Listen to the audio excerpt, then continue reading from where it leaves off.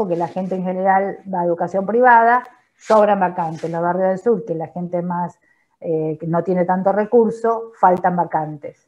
Pasa Suiza, también que, vamos, perdón, de donde yo lo veo, y lo digo yo porque, bueno, ya como sabes, profe, que yo soy de un pueblito que queda en la otra punta, no es lo mismo un colegio secundario pues, en un pueblo que, no sé, por ejemplo, en Buenos Aires, que tienen, qué sé yo, ven, tres, cuatro idiomas, o el hecho este de que tienen, no sé, clases a la mañana en inglés y después en español, no conozco muy bien cómo es el tema, pero después tenés una oportunidad laboral impresionante que te la da solo tener esa educación, que no te la da un colegio como, no sé, uno público o algo por el estilo. claro, esa es una educación privada, entonces ya no hay igual de posiciones, porque la tiene quien puede pagarla. El colegio bilingüe es propio de la educación privada. Nosotros no tenemos un sistema de educación bilingüe. En Holanda, por ejemplo, los holandeses aprenden en holandés, pero la educación pública, que es 99.9 pública, implica por lo menos el aprendizaje de dos idiomas. Inglés, no hay holandés que no sepa inglés. Cuando vas al supermercado y le pedís algo, te habla en holandés, le decís, no, mire, en inglés, no sé, el tipo te contesta en inglés al toque, y es la empleada, la cajera del súper, no es un doctor en economía el que te está hablando.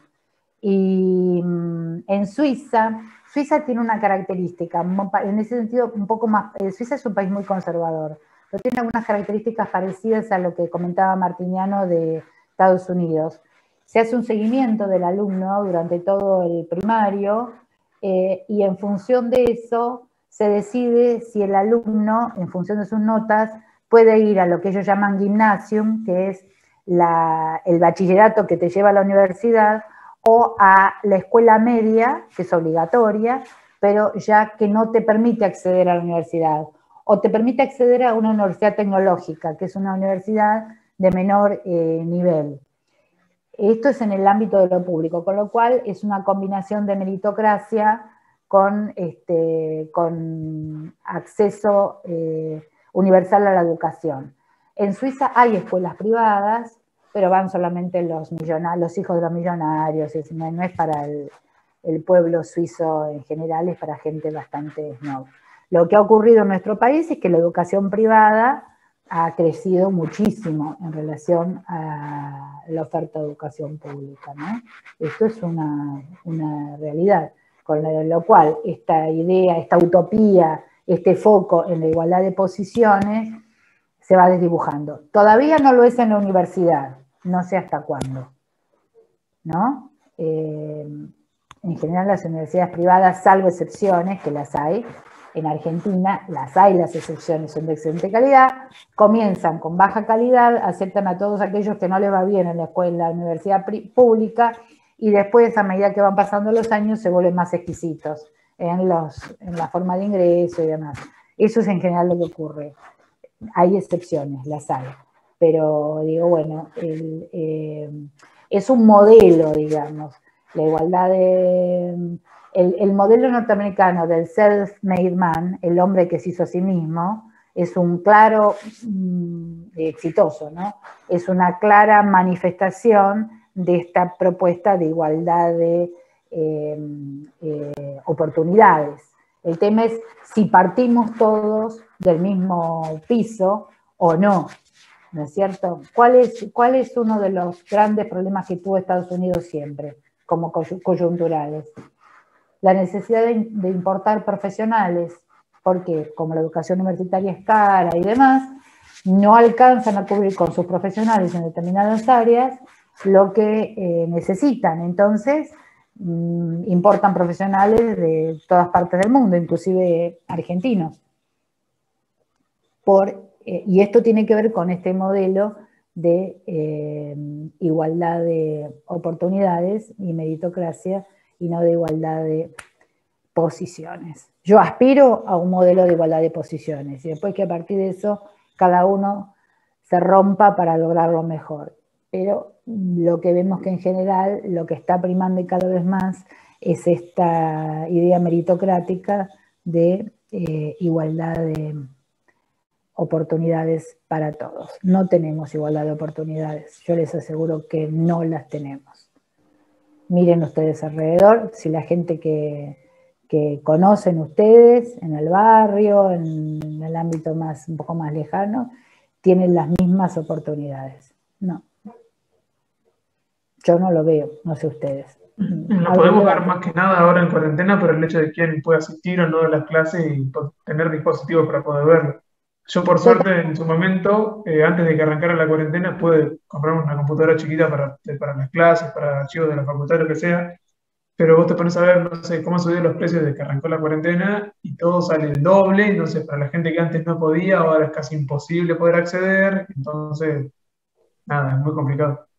Es muy complicado. Hay una política pública, pero que no alcanza, de computadoras, hubo, digamos, no durante el macrismo, antes, ¿no? Para los chicos, qué sé yo. Ustedes dijeron que la usan para jugar. Bienvenido que la usen para jugar, además de para educarse, porque ustedes también juegan con la computadora, ¿no? Digo, y es un entrenamiento como cualquier otro, digo, porque algunos merecen jugar y otros no.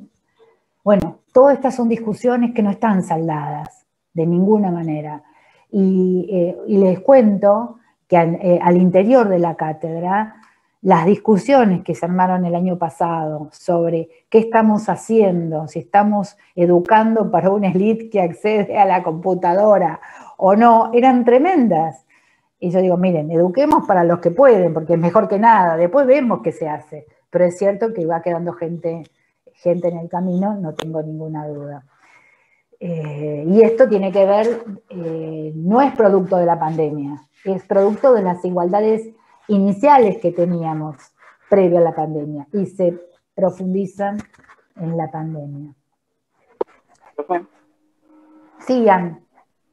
también en el texto decía del tema de que como esto de la igualdad de oportunidades se tomaba como un tema de competencia, que esta competencia hacía que después se quiera justificar cuando había desigualdades dentro de esta igualdad de oportunidades y que se lo justificaba como de que era una competencia justa y surgía de eso, entonces como que no se podía hacer nada en teoría.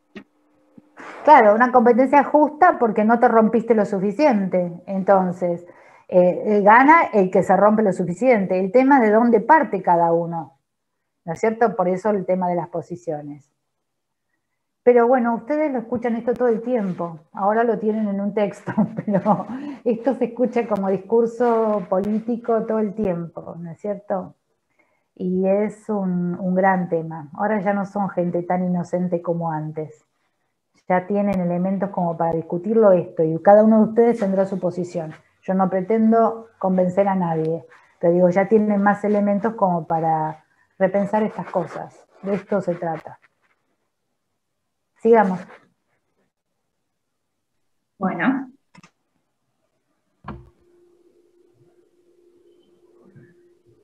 Buen día, ¿se escucha? Sí, se escucha, Stephanie.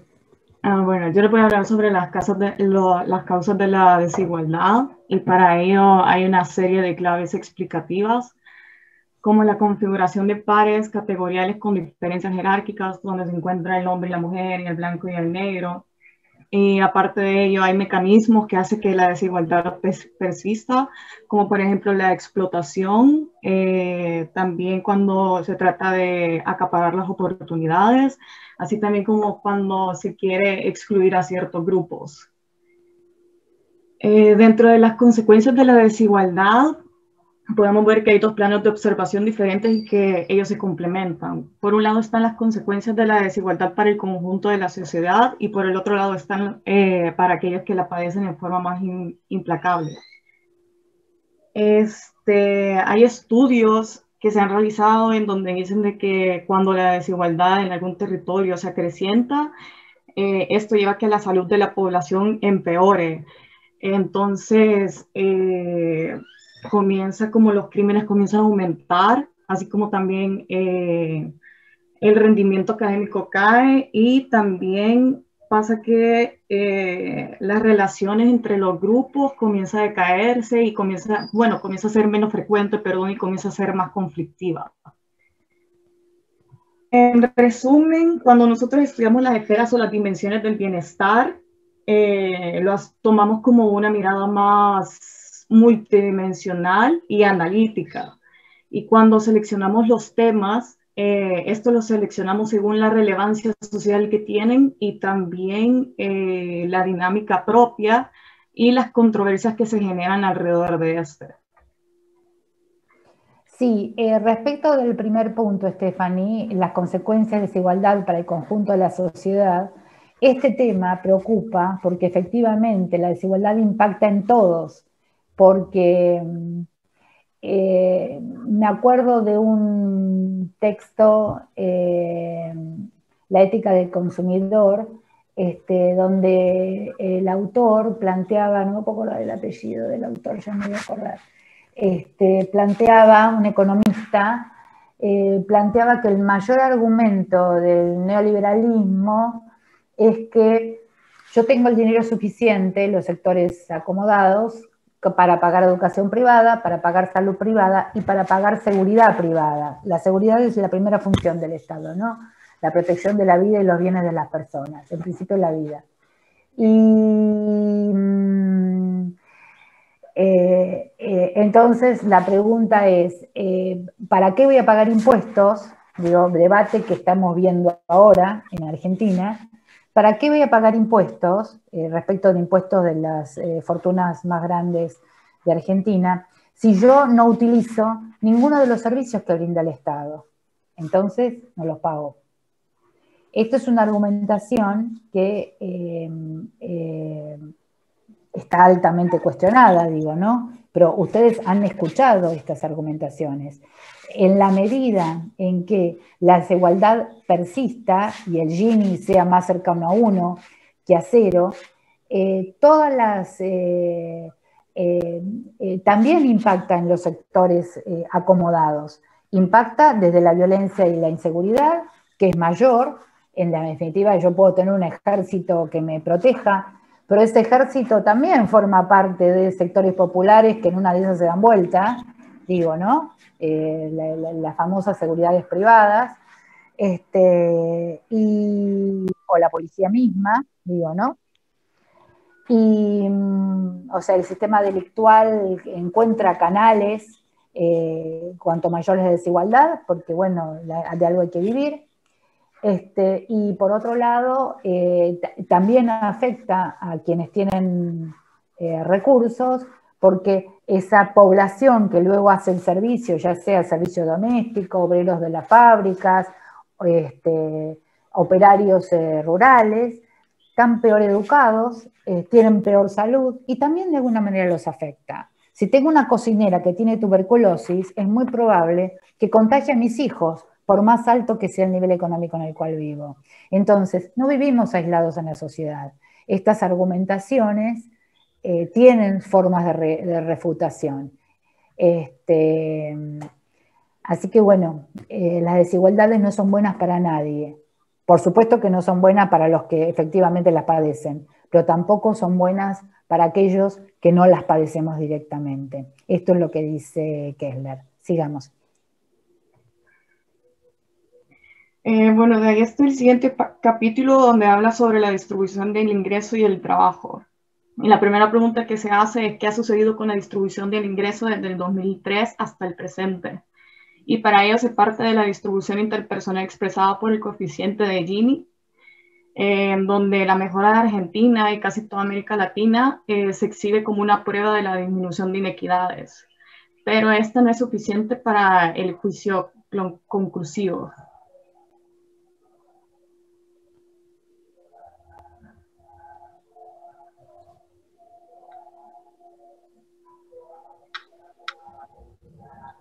Voy yo, ¿no? Sí. Bueno, el coeficiente de Gini, lo que hablaba mi compañera, es una herramienta analítica que suele emplearse para medir la concentración de ingresos y se utiliza entre personas al azar de la población en un periodo determinado. O sea, eso puede ser una definición, sino también se le puede decir que el coeficiente de Gini puede definirse como la diferencia absoluta promedio de niveles de ingreso entre dos individuos tomados al azar en la población. Eh, También estuve leyendo, perdón, estuve leyendo en internet. ¿Se está escuchando, no?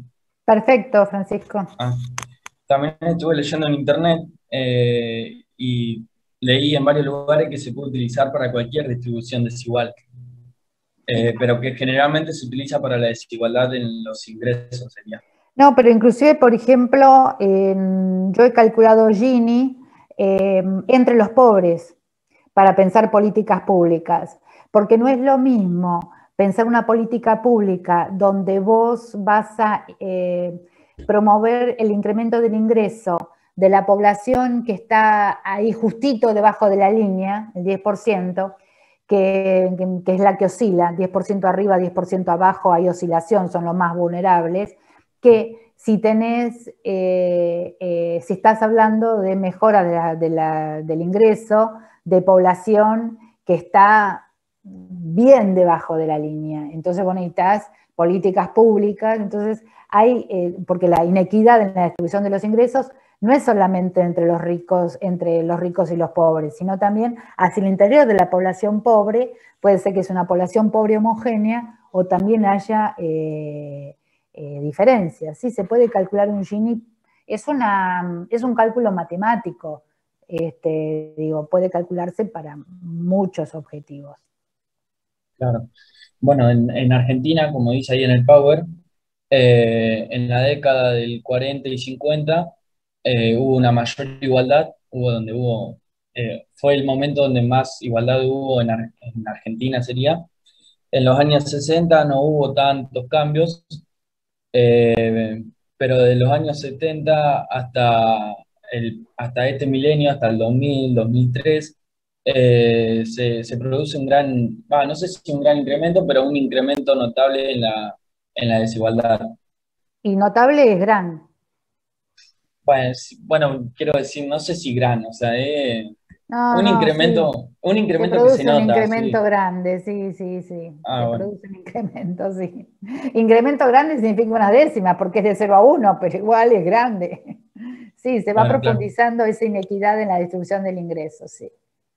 Bueno, pero a partir del 2003 comienza un proceso de signo negativo. eh, o sea, es decir, que la desigualdad iba cayendo, iba habiendo un poco más de igualdad, no tanta, pero de a poco se notaba eso, eh, hasta el 2007 más o menos. Sí, Del la crisis del 2008, 2008 es la que claro, marca. eso iba a decir.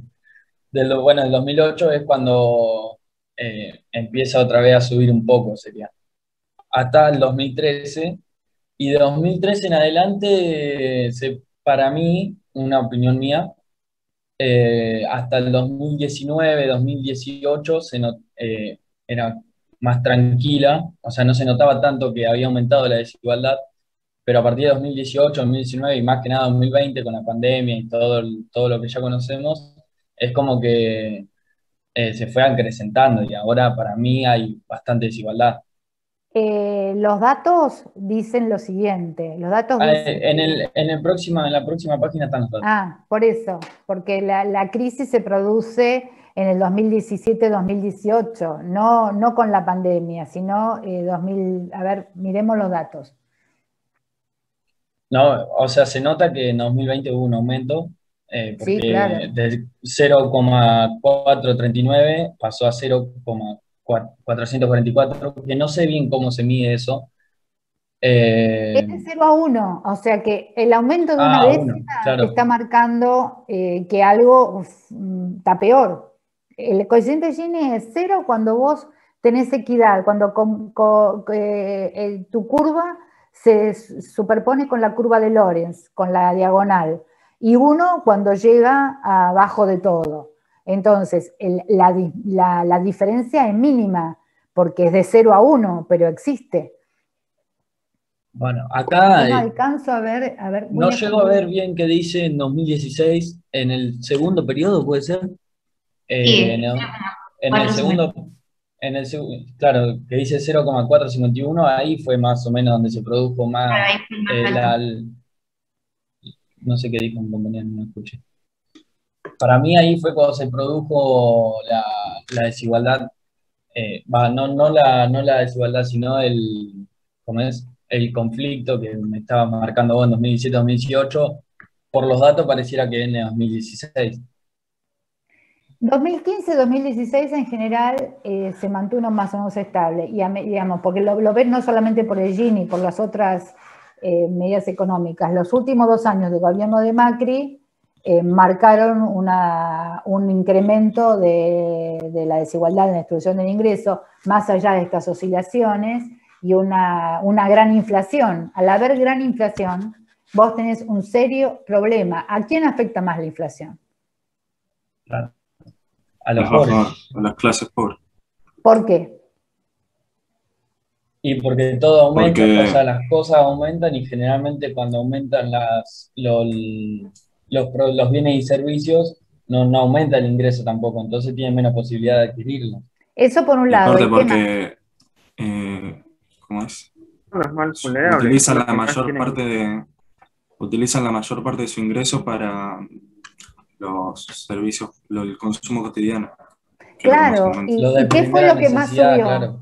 ¿Y qué fue lo que más subió? Lo de Los Los primera alimentos. alimentos. necesidad. Entonces, si yo gasto el 80%, el 60% de mi ingreso en alimentos, digamos, en los bienes de consumo básicos, bueno, y la inflación me afecta un montón, porque no me permite entonces comprarlos, por eso sube la pobreza y por eso también se produce el incremento del Gini. En la medida en que no hay inflación, esto ayuda a sostener el periodo. Entonces, en los 2 últimos años del gobierno de Macri, y después, bueno, 2019 y 2020, la inflación siguió. Profe, Igual, profe, Lo que- ahí vos decís en 2017, está bien, se mide con distintos parámetros, ¿no? Pero el último periodo de 2017, fíjate que es el periodo es el que dice 0,417.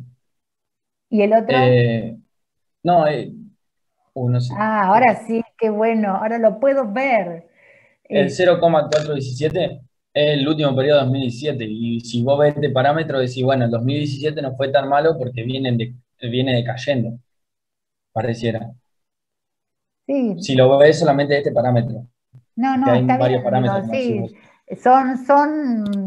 o sea, veníamos de 0,427, ¿no es cierto? Y bueno, y fue, la curva igual es una curva, ustedes ven, ascendente, digamos, salvo este pico 0,440, después baja Claro. a 0,422, pero con las caídas igual hay una tendencia ascendente, a diferencia de la tendencia de hasta 2017, creo que es 2017, que es una tendencia descendente.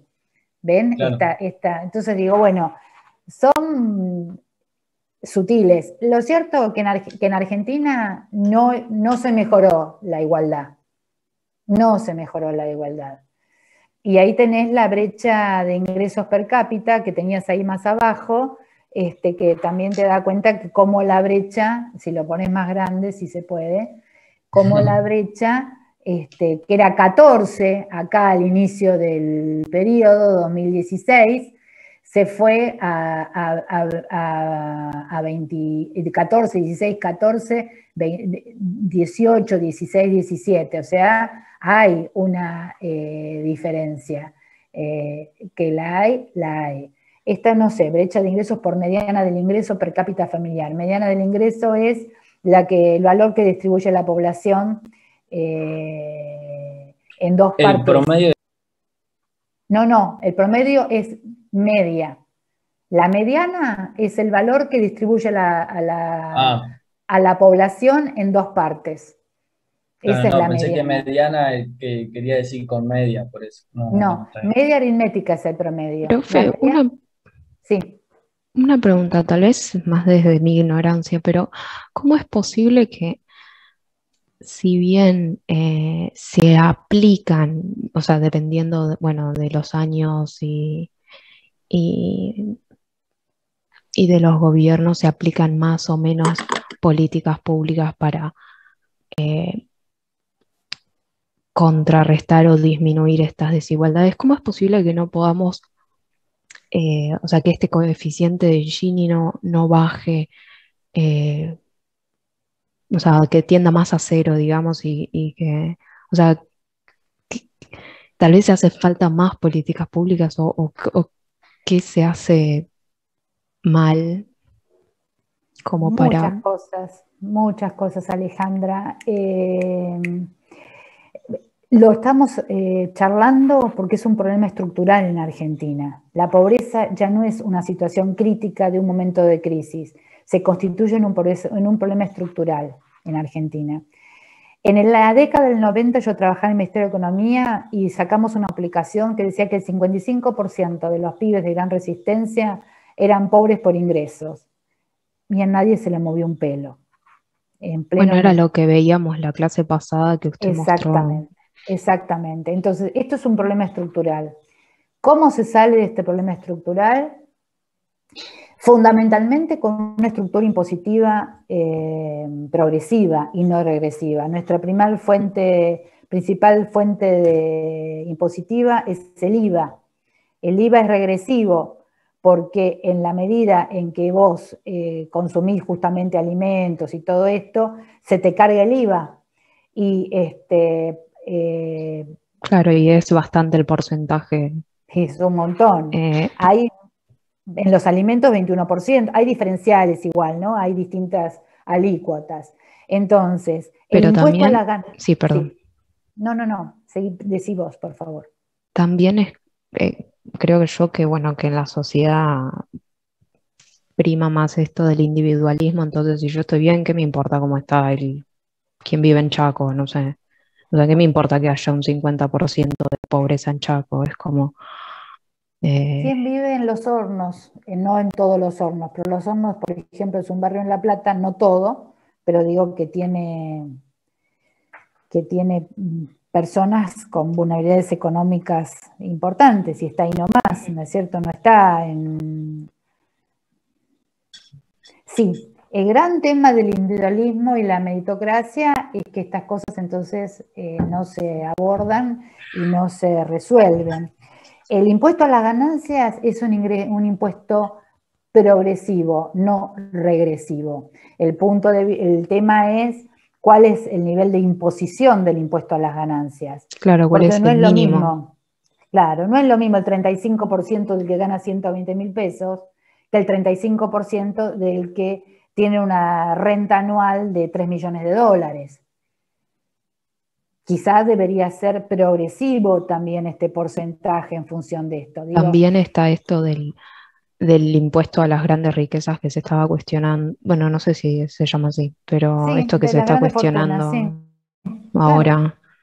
Salió un tema con Tevez, pasó algo similar. Sí, claro, es lo mismo. Tevez no lo paga, Tevez apeló a la Corte Suprema. Por eso, como que ahí está de vuelta el tema del individualismo, o sea, es como que si no se cambia un poco la mirada a nivel social en general, más que nada de las personas que más tienen, como que dudo que pueda llegar a cambiar mucho la desigualdad.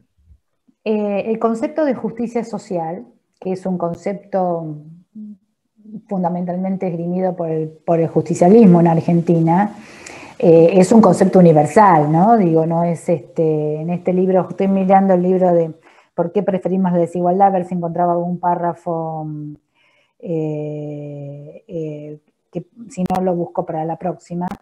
Es un concepto donde se mide fundamentalmente la equidad de posiciones, el concepto de justicia social. Lo que hemos visto es que a partir de los 60 en Argentina fuimos perdiendo esta posibilidad de igualar posiciones, y esto lleva entonces a que todos estos indicadores estén mostrando eso. Que haya sectores como el Poder Judicial que no pague un impuesto como el impuesto de las ganancias es algo inaudito. Los profesores pagamos impuesto a las ganancias cuando no supera nuestro ingreso determinado estándar. Yo pago impuesto a las ganancias. ¿Por qué un juez no paga impuesto a las ganancias? Pero bueno, la sociedad tiene que debatir esto y hay que tomar decisiones respecto de esto. ¿Por qué el capital financiero, los intereses del capital financiero no pagan impuesto a las ganancias? Ustedes lo saben esto. Yo supongo que lo saben. Y el impuesto a las ganancias, insisto, es el impuesto más progresivo que existe, porque es en función de aquello que, pero también en los países desarrollados, el impuesto a las ganancias supone una cantidad de deducciones que nosotros no tenemos en la estructura del impuesto. No es solamente quién tenés a cargo, sino el tipo de gasto que haces en función del ejercicio de tu profesión. Hay un montón de factores que intervienen y nosotros son mucho menos. Entonces digo, las alícuotas, es decir, el porcentaje del impuesto en función de una estructura, ¿no? Los que ganan 100.000 no son los mismos que los que ganan 10 millones. Bueno, todo esto nos afecta. Por eso es necesaria una modificación de la estructura impositiva que no creo que se haga en este gobierno, la verdad les digo, no creo que se haga, pero es necesario si queremos, si estamos pensando en una mayor equidad y una mayor igualdad de la población. Pero O sea que también eso es más o menos una cuestión de perspectiva y también el hecho de, no sé, por tirar un ejemplo, cómo afectan los medios, esto de que hablamos del impuesto a las ganancias, que siempre se mira, qué sé yo, lo que más producen y después tenés, qué sé yo, gasto público con 500 tipos de ministerios distintos que, por más que sean necesarios, se podrían reducir para no tener tanto gasto público y no se dice nada. O esto bien, de que, no recuerdo cuándo fue la noticia, de que no sé si eran senadores o no sé qué dijeron que habían sacado un impuesto o algo así, o que se habían autodonado no sé cuánto dinero para no sé qué cosa de la cuarentena y no se hizo nada, y en vez de gastar eso en hospitales o cosas por el estilo, lo gastan en, no sé, vos mirabas y creo que un senador se armó una pileta en la casa, no la gastaron para algo importante, entonces, estoy de qué sé yo. acuerdo, la legitimidad del uso del gasto es otra de las cosas que nos afectan. Entonces, esto también se relaciona con mirar cómo cumplen sus obligaciones aquellos a los cuales votamos, ¿no? Es decir, un diputado va a todas las sesiones, un senador va a todas las sesiones, realmente legisla, propone proyectos, trabaja para nosotros, los ministerios cumplen su función, porque en función de esto también yo tengo una posibilidad de militancia por un lado y por otro lado de votarlos. O tampoco hay muchas Entonces, represalias. No sé cuándo fue, creo que un senador había dejado un cartón como si fuera la foto de él para una reunión y después se olvidó de sacarlo y se vio que era un cartón y no sé si no sé, no recuerdo la lo noticia. ¿Lo amonestaron, echaron? Claro, ¿no? sí, fue amonestado, fue un No, escándalo, es un chiste.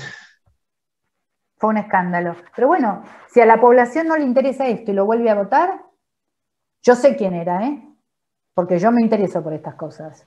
Pero Y claro, le bueno, falta una mirada un poco más crítica de la situación para decir, che, si se supone que este flaco me está gobernando el está país y bien, estamos Nicolás. así, hay que poner un poco de orden. No digo ser tan estrictos, pero en casos que son, no sé, que habría que darse cuenta que es natural, alguien que tiene un cargo tan alto y que se No le es paga lo que se le natural. paga a un senador, que haga su trabajo bien, porque nos representa a todos al fin y al cabo. Sí, que no es natural, tiene que hacer su trabajo bien. Entonces digo, nosotros ya estamos en hora, pero nos quedan 3 minutos. Tranquilo, anda Nicolás, no hay ningún problema. Veamos en estos 3, 4 minutos, digo, esto es un tema de debate que me encanta que lo tengamos. Yo lamentablemente tengo que cerrarlo porque tengo que seguir, pero digo, que podemos tratarlo después cuando hagan el trabajo grupal, porque vamos a tomar estos temas de la equidad, la desigualdad, y cada uno de ustedes elegirá. La legitimación del uso de los fondos públicos es otro gran problema en Argentina. O sea, ¿para qué se usan los fondos si efectivamente se redistribuye o se use para obras que no sirven? Entonces, bueno, todo esto también hay que evaluarlo. Si yo tengo un ejecutivo que hace obras que no sirven para nada o que se deterioran rápidamente, bueno, como ciudadano puedo tener un juicio de valor respecto de esto. Pongo como ejemplo las veredas que se hicieron en la ciudad de Buenos Aires, que están todas rotas, porque nadie supervisó la obra y lo importante era hacer veredas. Yo soy porteña. En las grandes avenidas de la ciudad de Buenos Aires hicieron un montón de veredas. No hay vereda que no esté rota, pero no después de 5 años, a los 2 meses, porque se pusieron las baldosas sobre cualquier piso, porque nadie supervisó, porque no importaba. Y si uno prefiere que haya colectivos, metrobús, en lugar de subtes, cuando se prometió que se iban a hacer tantos kilómetros de subtes, yo sé a quién votar en la Ciudad de Buenos Aires. A esto me estoy refiriendo, como legitimidad de la obra pública o donde se gastan las cosas. Bien, gente, digamos los 4 pilares y cerramos acá.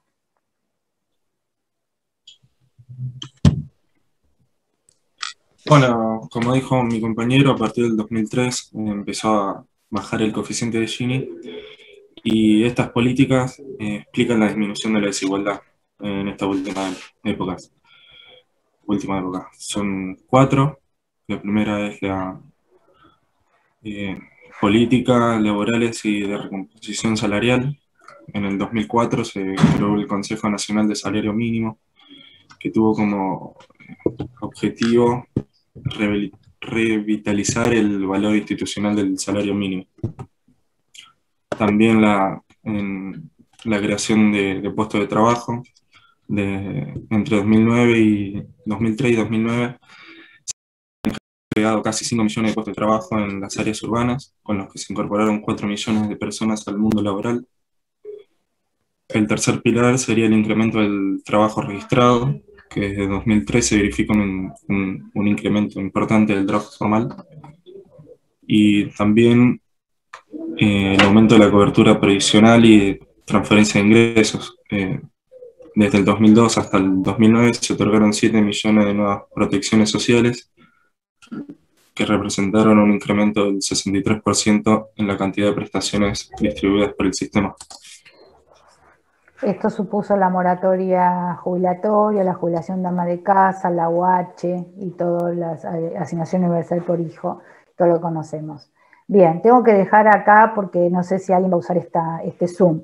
La clase del lunes retomamos brevemente esto. Esto es una discusión que da para muchísimo, ¿no es cierto? Ustedes saben que hay gente que cuestionó la moratoria previsional, que cuestionó la UH, bueno.